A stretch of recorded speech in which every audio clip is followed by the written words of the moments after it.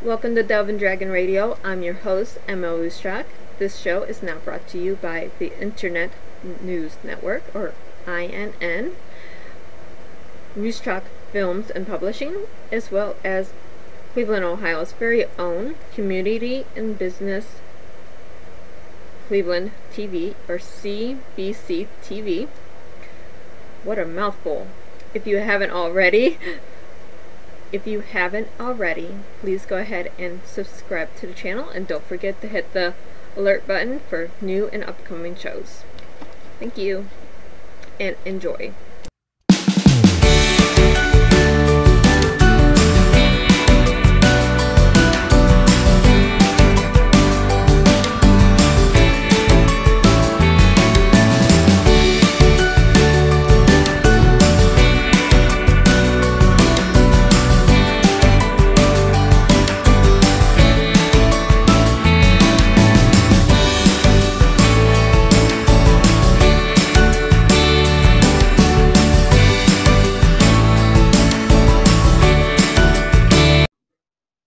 Welcome to Dove and Dragon Radio. I'm your host, M.L.ruscsak, also a part of the Internet News Network in Cleveland. Yeah, I just added Cleveland on here, so I don't know the call letters yet. So it is now a part of the larger network. So welcome our author, Cinnia. Cinnia. See, I was going to butcher your name because, yeah, it's one of those. I'm looking at it, I'm like, So you have this book out, Confessions of a Hamlet-Free Childhood. What inspired you to write it? Well, Confessions of a Helmet-Free Childhood is really a reflection and a celebration of a certain slice of time. I was born in 1960, and believe it or not, 1970 was 50 years ago when I was 10. And I thought there would be a whole cluster of books about this, but then COVID happened, and I think our focus shifted. But I wanted to just take a minute and write out some stories about crazy things that I did as a kid that I would argue are pretty universal and reflective of growing up in that time. And if you think about the television shows, you know, Leave It to Beaver, Dennis the Menace, Flipper, Lassie, it all had to do with the adventures of boys. And, you know, we weren't just playing jacks and jumping rope in the background. There were things going on. And not that this is it doesn't have a feminist slant. It's really, I think these stories are universal, boys or girls. But I just wanted to capture a moment in time. And I have two children who are 20 and almost 23. And I'm struck by the difference of their childhood versus mine. And I think a helmet-free childhood is basically, we didn't have to wear helmets. We didn't have safety belts. We could jump in the payload of a truck. And that was not, you know, crimes against humanity. I just wanted to capture it. I know. I miss going for bike rides without needing a helmet. I grew up without a helmet. I grew up not wearing a seatbelt half the time. I grew up in the back of a pickup truck. Right. I think it's both a good and bad thing. I like both my kids were skateboarders. When I was coming up in the 70s, the kids I remember skateboarding were wearing tube socks and a smile. I mean, you know, there was no equipment. And I don't think that was an entirely good thing. But I think that what I wanted to celebrate was that moment in time where parents said, hey, go out and play and come back, you know, at dinner, or come back when the sun goes down, or come back when the street lights go on. And they pretty much didn't know where we were. I mean, we had a scope of where we were allowed to be. You couldn't go miles away, but you got on your bike or you walked down the street and knocked on the door till you found a friend, and off you went. Right. I mean, I grew up, here's my bicycle, bought at a thrift store, flea market, or wherever Grandpa got it from. Right. Because that was Grandpa. But those were the bikes I liked. And they're broken in. I didn't have to break anything in. Okay, you have 30 minutes or an hour. Go. Yeah, exactly. And I'll see you when I see you. Yeah. Okay, Grandpa, I'm checking in. Or my check-in was right past the house. That was it. Right. Or you can go as far as Maple Street and as far as the school. You know, and you're like, okay, you knew what your scope was. And then literally I can remember playing on, you know, watching an ant colony or building a dam in a creek. And then you'd hear your Cinnia, Valerie, Sheila. And you're like, oh, we better get home. Tina. There's more of us. Yeah. is a completely different childhood from even what my daughter has. Right. I would never send her on a bicycle down the street. Right. I would never let her. I would never go to a neighbor. I wouldn't send my kids to the neighbor's house without calling them first, saying, "Hey, I'm sending Scott or Natalie over for an egg or a cup of sugar." And I can remember like getting home from school, putting my stuff down, and I'm going out to play. And I'd literally just go down the street. "Hi, is Davy home? Hi, is Vanessa home? Can she come out and play?" And there's no way I would let my kid like just go down the street. It's a completely different mentality than what we had growing up. And I grew up in the 80s and 90s versus now, and it's a completely different shift. But I think it's still, I think some of it is still in place depending on where you live. I grew up in the suburban Midwest, so it was just a little more low key. My children grew up in Los Angeles, a big city, so it was different. But I think what I wanted to do was celebrate the things that are universal about kids. And I argue that childhood is a education in real time. You're like, what happens when I strike this match? What if can I put an egg in the toaster? What happens if you throw a brick into the lake? I mean, that's how you find out. And so my confessions are basically 13 essays on things like I destroyed my friend's doll. I scraped up my sister's bike. I threw water balloons off a hotel lobby. And my neighbor, when she read it, she goes, "Wow, you were kind of a brat." And I said, "No, I wasn't. I wasn't an angel. But I think, you're a kid and you think, let's see what happens when I do this." Well, sometimes there's good consequences and sometimes there's very bad consequences, but you learn from that. Yes, you do. I remember taking my sister's, we did this every year back and forth. We'd wrap a present, Christmas or birthday, wrap it up with tape, and then have different layers of different. Yeah, that's great. Yeah, it was just one of our things. And each year we tried to outdo the year before or the event before. Yeah, I've seen that as a party game, and I think that's great fun. And I think, the other thing that you learn, I had I'm one of four. I have three sisters. I have number 2 of 4. And you learn group dynamics under that situation. I mean, yeah, sometimes we paired up the little sisters and the big sisters because of interest, or that we just, the older ones had a little more flexibility than the younger ones. But at the same time, sometimes it was 3 against 1. Sometimes it was every woman for herself. But you learn how to get along. And you also learn how to navigate your parents with your siblings. Sometimes you take one for the team, yes, and sometimes they take one for you. And so I think that's a fun thing to explore. But I mean, again, I don't want to get too cerebral about it because the spirit of the book was a humorous memoir. And what I'm encouraged is that my neighbor is 97 years old. She's laughing. She loves it. I have cousins who have children who are 7 and 8. They're reading it at bedtime and they laugh because they're just the silly things kids do. Yeah, we do so many silly things as kids, and then we put it into paper and go, "Gee, was I a brat, or is this just funny?"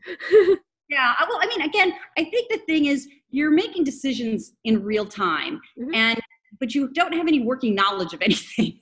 So, it seems like a good idea. Like there's the story of us throwing water balloons off the balcony, and that's a relatively harmless event, unless somebody who's works at the hotel happens to walk at the very wrong moment, gets hit with a lot of water balloons and the grime from the driveway, and now they have to go into work and they're a mess. That was not our intention, but that happened.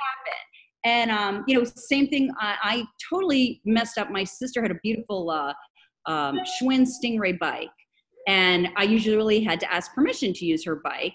But I thought, this will just take an instant. I'm going to go up the street and I'm going to go as fast as I can down the hill, and then take that turn. Well, in a perfect world, that would have been just fine. I would have done it. I would have made the turn and then brought the bike back. No worse for wear. Unfortunately, I hit sand at the bottom of the hill, went flying, and I got really kind of scraped up. But the chain guard of her Stingray bike got a deep gash in it. So I don't know, really. I mean, I remember how much it hurt, but I was also the old thing of when you think as a little kid, I'm going to be in big trouble. And I had to walk all scraped and gravelly back home with the Stingray that is now got a really horrible scrape on it that it didn't have 10 minutes ago, and face with my parents. So again, I don't think it was let's mess up my sister's bike. It was, hey, I'm just going to take a quick joyride and no one's going to be worse You know, nothing's going to be worse for the wear, and it went very wrong. Yeah, my grandfather said you're not allowed at Turtle Pond. Turtle Pond is this little swampy area in the woods by the railroad tracks behind a friend's house. Yeah. He's like, you're not allowed there. What could go wrong? Yeah. You know, you have to go there when your parents say you cannot go there. Right. So you trespass across the railroad tracks, because railroad tracks you're not supposed to cross anyways. Right. That's a potentially death. Yeah, don't do that. I mean, the railroad tracks that I had back in the 90s, they had maybe one train a day, so it wasn't a. Even so, bad timing could be. Bad timing, bad things can happen. There's electrified metal. Let's think about that. Electric metal, not a good thing. So we cross the pond with one of my friends, and we go, or the railroad tracks go to the pond, and there's this hill. Now, to me, the hill was a mountain. Okay, sure. It's not that big. It's about 2 stories up. But we're going to ride our bikes down it. Perfect world. Everything will work out great because you see all the boys doing it. Nothing happens to them. Here's me.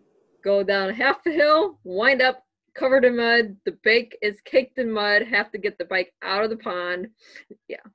Well, no, and it was, to your point, when I talk to people who've read the book, they'll say, oh my gosh, I screwed up my sister's bike, or I, had a water balloon incident, or I played with matches and nearly set the couch on fire. And, so you learn about the natural world, you learn about human relationships, you learn about what your place is in the world. There's a story in the book about a boy who was very mean to one of my sister's friends. And I just lost it and got into his face about it. And we weren't going to fight on the bus, but we squared off the bus. And I realized, he's like 1 or 2 years older than me and physically bigger. And I said, well, I'll come to your house and we'll do this. And my sister's like, that's strange. Went home, changed clothes for the fight, because, wasn't going to wear my school clothes to a fight. And by the time I came to his house, he was already watching TV and clearly had totally forgotten about it. But it was a go. I said I was going to do this.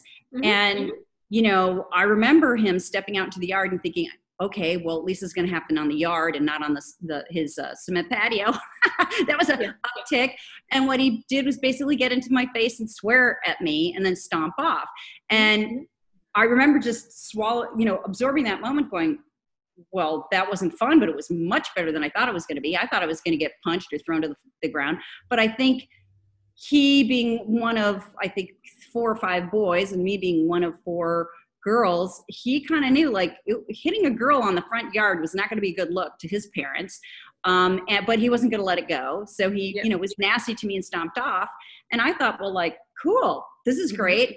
But when people have asked me about that story, I'm like, I don't think I would have done that if it wasn't a boy I knew. This was a boy who lived 3 doors down. He could be a pain in the neck, but like, I didn't know how far it was going to go that day, but I didn't have a feeling like, I was going to be bloodied on the sidewalk. But I wouldn't have done that with a boy I didn't know. And so I think this is sort of the social landscape that you go through. I just couldn't stand the way he was teasing this girl. She'd done nothing but just sat on the bus, and he just was bored and, okay, I'm going to go after Liz today. So you figure that out. The other thing is navigating teachers. I've told my kids, your teachers are sort of a dress rehearsal for the bosses of your life. There are some teachers that you're going to get along great with, and you understand what they want, and you have mastery of the subject, and that class is fun for you. And then there's this other class that, to your way of thinking, the teacher's too strict, or was in a bad mood, or is very inconsistent with directions. So says, I need a paper on this. You hand it in. They're like, no, you were supposed to do that. And you're like, but the boss is the boss and you have to deal with it. And you learn how to navigate that. And it's also learning how to deal with your friends. Sometimes your friends are mean to you and you have to navigate. And sometimes, I don't think I was a mean person, but I think I could be thoughtless in the purest sense that I didn't think. And there's a story in the book about me destroying my friend's doll. Now, that wasn't intentional. Hey, let's mess up the doll. I don't know if you remember Chrissy dolls, but they were a doll that the hair extended from a hole in the back of her head, and you could wind up her tummy and it would go back. I had a Ariel doll that did that. Yeah, very similar idea. Yeah. I would say, and to say how important this doll was in the 70s would be equated to like American Girl dolls. It was a big deal. If you got this doll, it was great. And I wasn't super into dolls, but my friend Carol at the time got this doll, and I thought it was really great. And so the fun about the doll was, you know, she could have hair to here, she could have it down to the middle of her back, and we're going back and forth, and the doll's hair got stuck.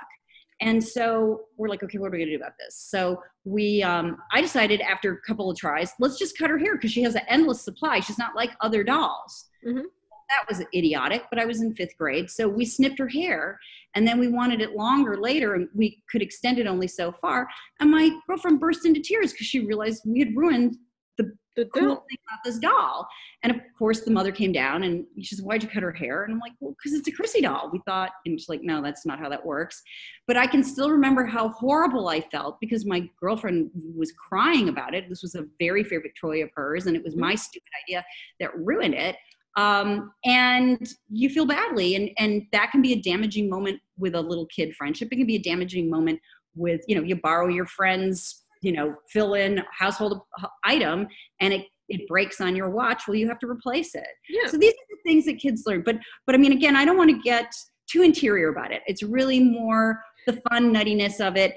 And it's supposed to be fun. It's supposed to give us life lessons. It's supposed to be, don't think while you're reading it, it's just read it. Well, also, I think considering what we're dealing with right now, it's a nice break, and it's just like it's supposed to be. I said to one of my friends, it's the literary equivalent of a stick of gum. It's just a fun little read. If you sat down, opened the page, and said, "I'm going to finish it," you'll probably be done in about an hour. It's a really quick read, but similar to the books like Everything I Needed to Know I Learned in Kindergarten, and Maria Shriver's book, 10 Things I Wish I Knew Before I Went Out on My Own, or One More Thing Before You Go. It's sort of that. And in writing, this is my first book, and in writing it, I really didn't feel I had the structural chops to write a novel with different characters and plot lines and things. But the structure of this book is basically a series of essays that move along in a semi-chronological fashion. But again, what I wanted to do was pick these things that I did that I think were evocative of a time. And one of the things that my sister read in the book that she didn't even know I did was that I snuck into a museum exhibit. My 6th grade boyfriend at the time, we were dropped off at a museum. I know, well, romance in 6th grade.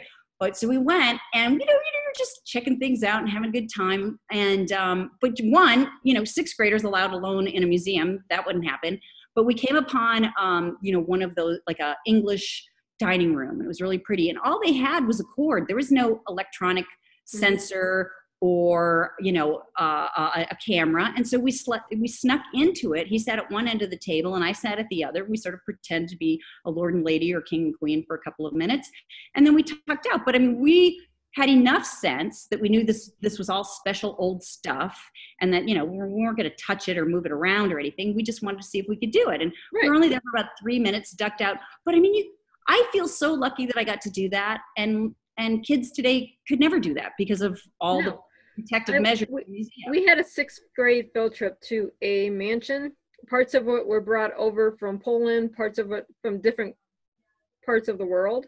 There were rooms that were hundreds of years old back in the 90s. Okay. Those rooms were decorated with all this really old stuff.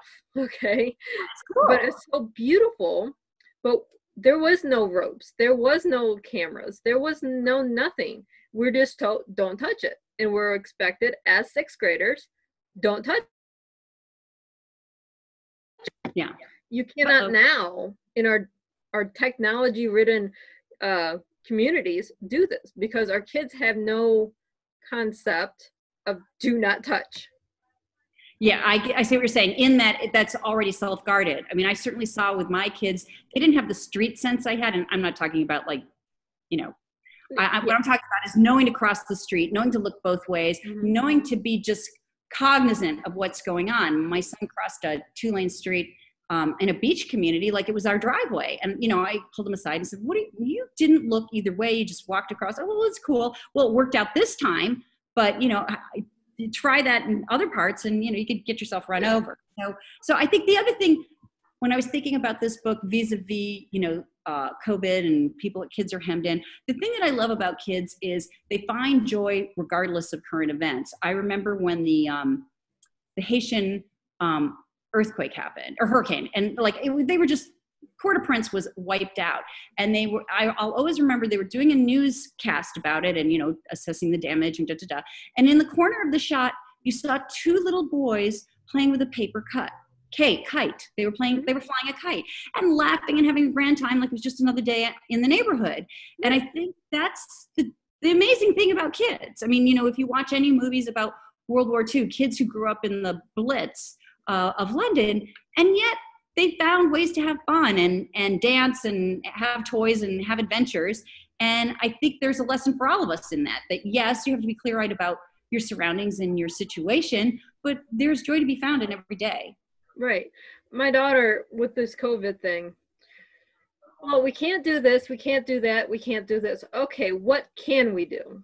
Oh, we can play dress up with mommy, do mommy's hair and makeup and everything, and make her look like something else. I'm like, oh, so I'm a human doll. Yes, of course. Well, you're an oversized toy, and nothing's more glamorous than playing with a grown lady's hair. I remember doing that with my aunt and thinking it was fabulous. And I think it's great that everybody's kind of revisited the kitchen. When my kids were little, making blueberry muffins was an extreme joy because they don't take very long to make, and they're delicious. And you made them, and you know, you feel very accomplished. Now, you know, it's a bit of a tussle getting everybody to do the cleanup, but it's great fun making them and baking them and eating them. Right. So we have this one book out. Are you planning to write another? You know, yes, I'd like to. And what's really funny is I've had high school friends going like, how far are you going to go with this? And I was very respectful both of my parents and my sister's privacy as well as my childhood friends' privacy. I didn't use any last names. And I think there's plenty more to say. I guess, you know, this book came out in January and COVID sort of blossomed in March. And so I haven't had as much opportunity to promote it as I'd like. I think those opportunities will happen. But I think this process will direct what I want to do. I could do more about this chapter in life. I think there's rich stuff in, you know, high school and a young adult and navigating things. But I think what I might do is pivots on this time. I mean, I was thinking about what we considered were modern luxuries at the time. I can remember when my neighbor got a garage door opener. I thought that was fantastic. I mean, I tell that to my kids. I think it's laughable, but that was amazing. The television remote, okay? You know, we were the kids who had to get up and turn the channel. That was fantastic. Electric can opener, forget about it. That was so much better than a hand one. And then the one that changed my life was the handheld blow dryer. I remember this little Panasonic that my mother got that my sister and I are like, are you kidding me? You don't have to sit under that, you know, bonnet hair dryer and not be able to move around, and you can get this done in 7 minutes instead of having to wait 20 minutes for your, you know, curlers and everything to dry. That was incredible. So I think there's something there. Or take one of these stories and build it. I just, as a first-time author, I felt that I should keep it simple, keep it concise, and keep it true to form. That each of the essays is about, you know, 2 or 3 pages long. It definitely has a beginning, middle, and end, and there's a lesson in it. And I try to inject an element of humor in each of them. And I'm kind of enraptured with the idea of these little gemmy books. There is a tsunami of novels out there and mysteries and plenty of nonfiction to read right about now.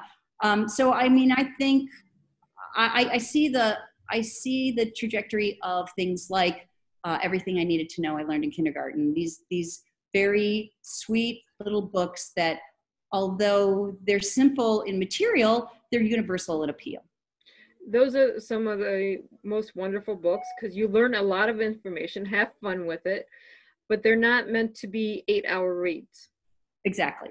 And believe me, I have nothing but regard for people who can map that all out. You know, my pleasure reading definitely fell off while I was raising children, but I was in a book club with other adults and, you know, was introduced to books that I would have never read otherwise. And I think as a writer, I mean, I've seen previous interviews that you've had with watching other people's podcasts and watching people's other television shows, and that you get analytical about structure and how did they do this. And, you know, same thing when I watch movies. I think you learn a lot by other people's storytelling. I think I'd want to expand past a collection of essays, but this works for me. And it's also, as you know, it's an enormous amount of time, even for this very small format book. And when you're self-publishing, it's, you know, it's your assignment, soup to nuts.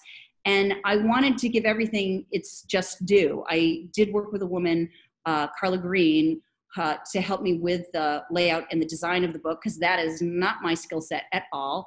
And I also felt that I needed a independent editor and proofreader, because as you've been working with a manuscript for months, you could spell your own name wrong and you can't see it anymore. You just can't see the errors. And at the same time, having a degree of separation helps to have somebody else read it, because if the proofreader said, hey, you know, you said this, but why did it end that way instead of this way? And I didn't mind her asking the question, because it forced me to justify why I did what I did. And I took a lot of direction from a lot of people, just because I felt I'm so very close to the source material that having an objective take on things, and there was a lot of pushback, but it helped me articulate why I did what I did. And I think that's really important for any writer. Right. I tell this to the authors, or what, your first draft, you're going to rewrite. Your second draft, this is the one you give to an editor. Then you go through anywhere from 2 to 5 more drafts before you get a final product. Then you give it to a book formatter. Now you go back and forth between the layout, how you want it, how, you know, it depends if you're working with a publisher or self-publish. A publisher will have a format that they use for books, where a formatter for independent is going to make it look pretty for the author. Right. That's the difference. There's rules of the road. And like, I'll tell you, I had a very humbling first conversation with my editor, and she had been an editor for McCall's and Redbook, and I selected her because my demographic is, you know, basically women 40 to 60 who would have lived this life. And the first thing she said, cute book, but I think it'd be more effective written in the present tense than the past. And I said, oh, well, I thought memoirs that were always in the past. She said, it's a stylistic choice. I think this book would be stronger in the present tense. So gulp. First meeting, I got to take it all back and go through the entire manuscript and go from past tense to present tense. But I took my medicine on that, because I said, you know, the reason why I hired someone was to give me professional guidance. She feels strongly about this. I'm in no place to really contest that. Let's give it a go. Right. You have to, when you're an author, have a thick skin. Right. Your editors, your publishers, book reviewers, they're all going to give you feedback. Not all of it is going to be roses and candy. And I also think a book has to have a point of view. And I knew it would appeal to everyone. I'm pleasantly surprised that it appeals to as many people as it does. But I mean, I can also tell when a friend has bought it, read it, and is polite with me, but I can tell it didn't ring their chimes, which is fine. But what they will say is, wow, you know, 1, I learned a lot about you. 2, is a fun read, you know, but I mean, like, I'm not into fantasy books. Okay. It could be the best fantasy book ever written, structurally, character-wise, everything. It's just not going to appeal to me. And that's okay. I'm pretty open to constructive criticism and suggestion. And I think I would say for any first-time author, the phrase is body of work. This is my first step. And not that I would ever equate myself with the likes of Joan Didion, but like the first book she wrote made no noise. So you learn your lessons from the first effort, and you take them and you incorporate it into the next one. And there's going to be more lessons and more lessons and more lessons. But I think that I am proud of how it came out. I think it's a lot of fun. I think it's a nice, as I said, a literary equivalent of a stick of gum. It's a fun ride. And I think people will see themselves in it. I think they will see their own children in it. And I think you'll see just the universal nuttiness of human behavior. That is great. So where can our viewers, our listeners, and our readers find you? I think the easiest way to get a whole big hit is to go to the website, which is dash free childhood.com, or just put Confessions of a Helmet-Free Childhood in your Google search and that'll come up. The website's a good place to start because it will give you a sample chapter, it will give you the contents, it will give you 3 reviews from independent reviewers, and then it has hot links both to the Barnes & Noble buy page or Amazon. And if you go through my website, part of the purchase with Amazon Smile goes to my kids' public school in Los Angeles. And boy, public school needs as much help as possible right about now. So I thank you for that in advance. The other thing is it's in all formats. I've done it Audible. It's an ebook, it's hardback, it's paperback, because different people like to absorb reading different ways. So I wanted to make that possible. But I think if you go to the website, you'll have a pretty good sense going through the 4 pages of the website, is this for me, or if it's not, and I'll hope you give it a try. There we go. I welcome you so much for being on the show today. This was really fun. Thank you very much. I appreciate it. And I'm sure everyone out there is going to love this as soon as they get their hands on it. Thanks. Have a wonderful day and happy reading. All right, take care.